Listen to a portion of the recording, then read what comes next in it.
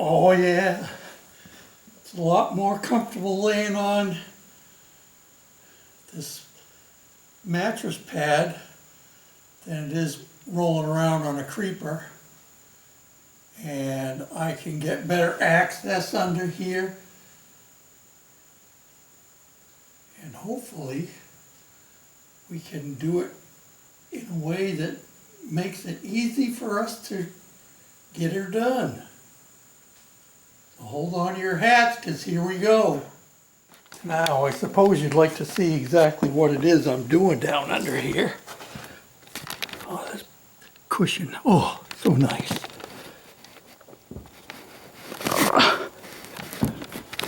So what I have to do here is my power steering hose, the high pressure line, which is this one right here with a plastic coating over it, that's what's actually leaking. These other two lines, those are for the transmission. And if you follow them back here, you can see they continue to go on back towards the transmission. So the one we're concerned about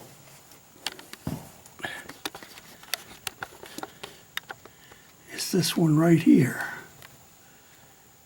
And the back part of it hooks right up in there.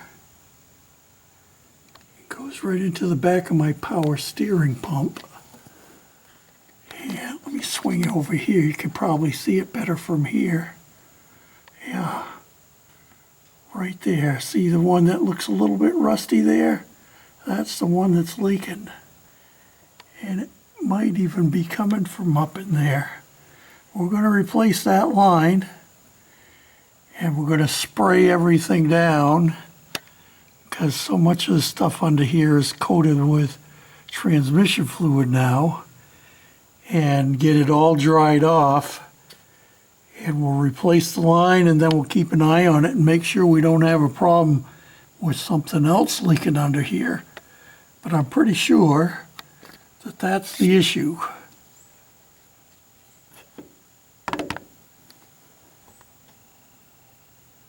So the first thing we're going to do is we're going to disconnect this line right here from on top of the steering box. And I'm not sure if I could get you up in there to see that or not. Might be easier to see it from up above. Let's go take a look. Okay. So there's the line where it goes into the steering box right there. So we're going to have to unbolt that. And this line over here is the return line. Okay, see that line right there? Come on now, focus. See, that has a hose clamp on it. That's just a return line. That's low pressure. Those very rarely leak, and that one is not leaking here. So we're going to replace the high pressure line and clean everything down and presumitate that that's going to fix our problem. Now, you're all going to say, well, that's very all well and good, George, but what is it you're working on? Well, we're working on my 2003 GMC Sonoma pickup truck. And as you just saw me describing, we're going to try and replace that power steering pressure hose. We have the new one right here. Let me take it out of the bag.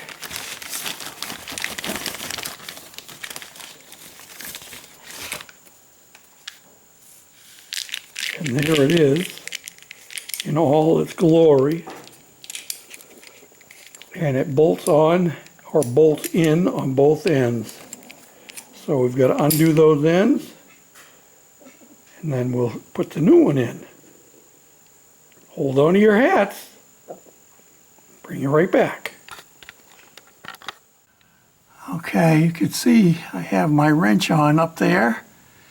And of course it's pointing right down at the drag link on the steering, so I need to turn my wheel more so I can get a hold on the back end and twist that puppy. Now, if one of you guys would go up and turn the steering wheel, it would be a real big help. It broke loose quite easily. And in fact, it's almost loose enough to get it off my finger now.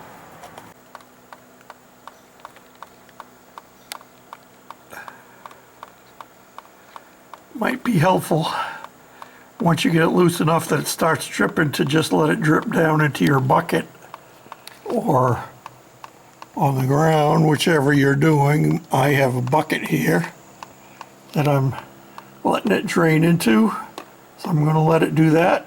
Once it stops dripping, it looks like it's slowing down some. Of course, the tank is mostly full, so it could drip for a while. We'll let it empty down, and we'll finish unhooking it.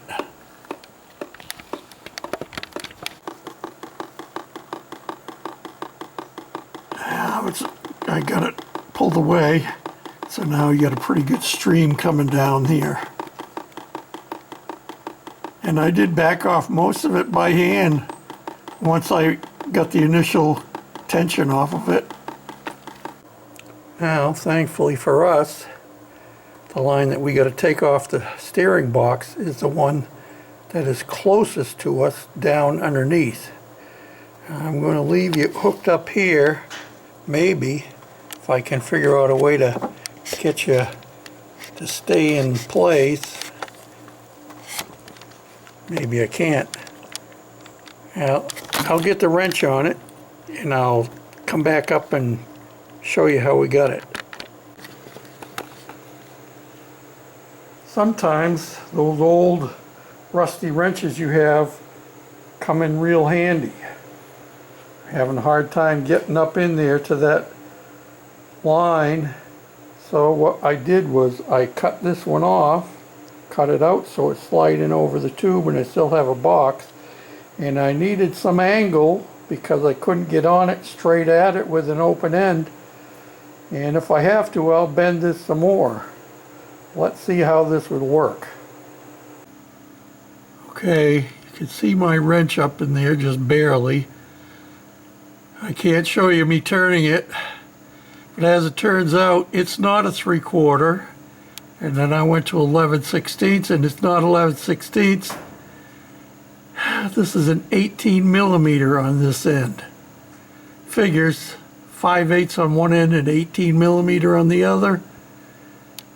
Oh, this is the middle of the switchover that never completely happened. Ooh, millimeters and imperial side by side on the same part. It's ridiculous. Let me finish getting this out, and I'll bring you back. Okay, I'm not sure how well you can see this. Here's my hose. And this end actually goes up in there. But to get it out over the steering box itself, you have to pull this end all the way out and then rotate it up to the right and get it unhooked up in here and keep finagling it until you get it to pull out like that. It doesn't just pull right straight out, but you'll get it.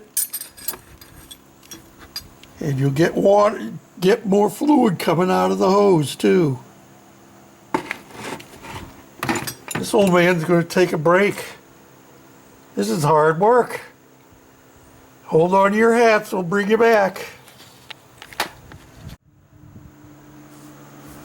Okay, so I wanted to show you before I put the new one in. This is the one coming out. It is definitely 18 millimeter, like that. See what that says right there? If I can stop shaking long enough.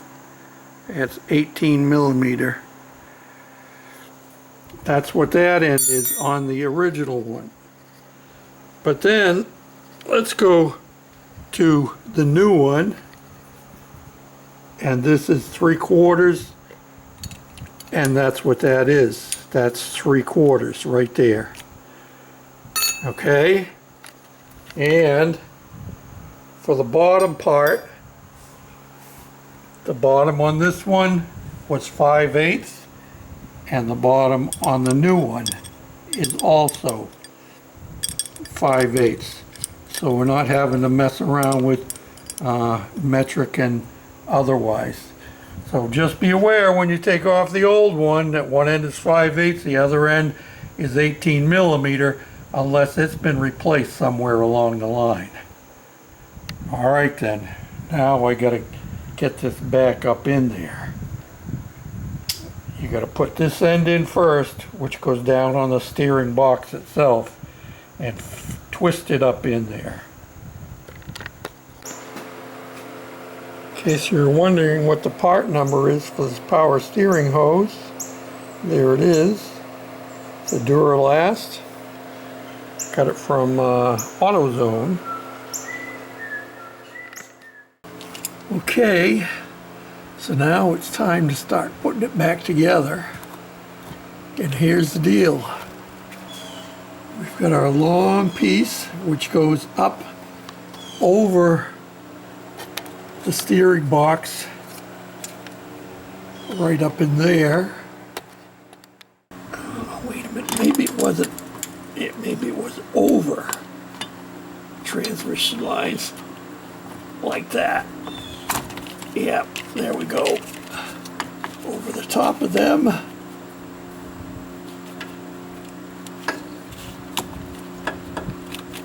Force it up in there.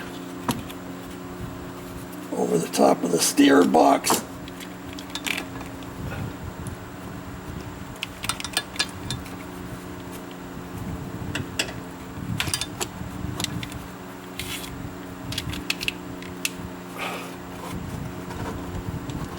There we go. Now,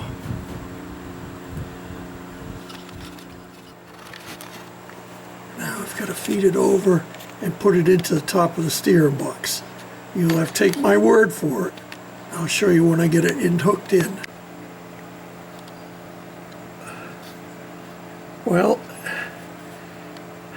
working from top and bottom, I was finally able to get the nut started on the top thing, and as you can see, I have my old wrench that I had cut the end on, and now I have bent it so that I can get my fitting tightened down in there. See if I can give you a half a turn without shaking too much. See that? I bent it so it would clear all of these things up here. Might have been better if I cut it shorter. Sorry about the shaky cam. But that's what you have to do sometimes to get the job done. Okay, so we have our fitting into the back of the power steering pump, and I have sprayed it down with brake clean, and we have our fitting in up here on top of the power steering box, and I spray cleaned that.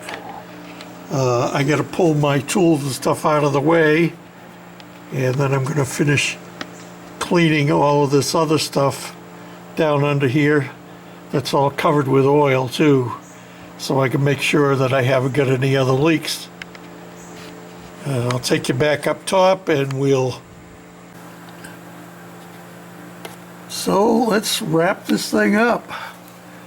We can see that right up in there, you can see the new hose.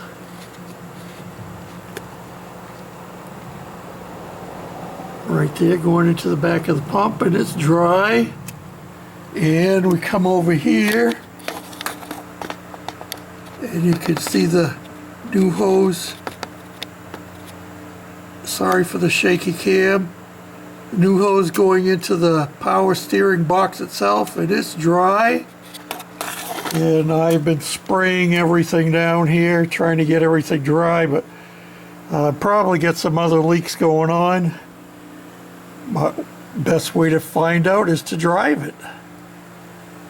And yeah, not an easy job. Might be easier for somebody that's a little bit younger than this old guy. But what you got to realize is nothing ventured, nothing gained.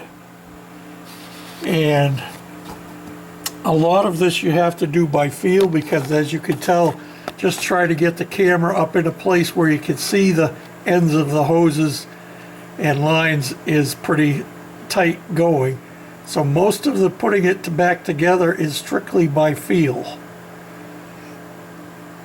Now let me show you all the wrenches that we had out and the ones we actually used. Now these are all the wrenches that I pulled out and tried. Of course, when I started this project, I didn't realize I had tested the fittings on the new hose, so I thought that the original would be the same, which would have been 5/8 on the back of the pump itself, and that worked pretty well. And I had assumed that the one on the box was a 3/4, and because there was not much swinging room, I tried working with that. Well, that didn't work out. And then I went to an 11/16, and I had this one down here, and that wouldn't fit.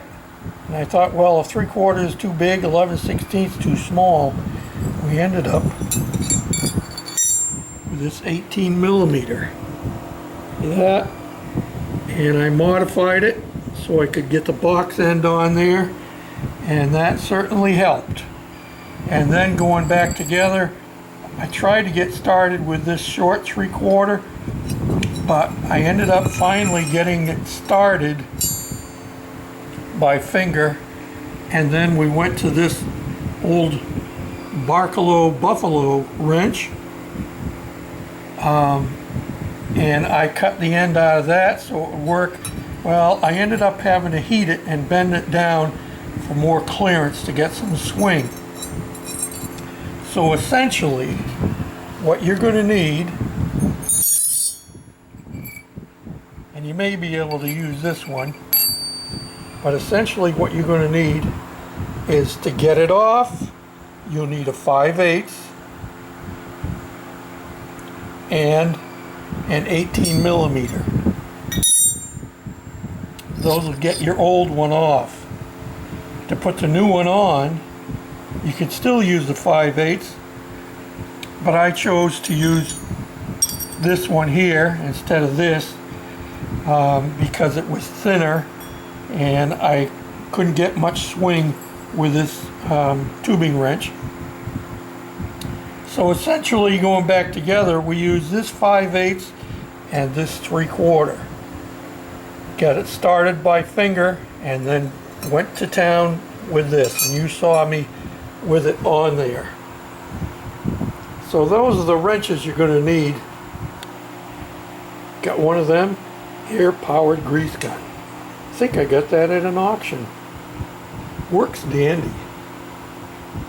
So, until next time, this is George, the Shade Tree Fix-It Man. And we've been working on my 2003 GMC Sonoma pickup truck. And I hope it goes smoother for you than it did for me. But we got her done, and that's the main point, ain't it? Thanks for watching, commenting, subscribing, thumbs up, sharing, all them good things. Till next time, this is the old Shade Tree Fix-It Man. And we got past the hurricane, and we're back to blue skies again. And we didn't get much wind here, but we did get a fair amount of rain. The weeds love the rain. Let me get around to the other side here so you can read the numbers on my rain gauge. See what that says right there? A little over 3 inches. That's about what we got for rain. Hope you all doing well, and I hope you all that are down there in the deeper south are recovering. Till next time, bye for now.